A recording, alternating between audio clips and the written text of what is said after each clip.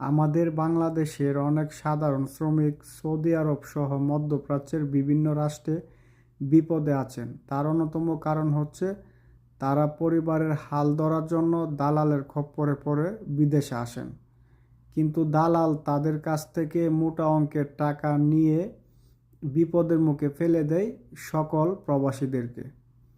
তো এখন আমার প্রশ্ন হচ্ছে যে আপনারা যারা বাংলাদেশে আছেন, এটা নিয়ে যদি আপনারা কথা না বলেন কিংবা প্রতিবাদ না করেন, এটা সারা জীবন এভাবেই থাকবে।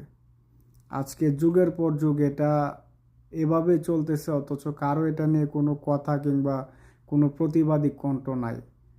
তো আমি সবার কাছে বলবো যে আপনারা সরকারের কাছে দাবি করেন যে সৌদি আরব সহ মধ্যপ্রাচ্যের যে কোনো রাষ্ট্রে যাওয়ার জন্য ৮০,০০০ টাকা নির্ধারণ করা হোক। প্রতিটা দেশের ক্ষেত্রে ৫০ থেকে ৬০,০০০ টাকা, আমাদের দেশে ৮০,০০০ টাকা সর্ব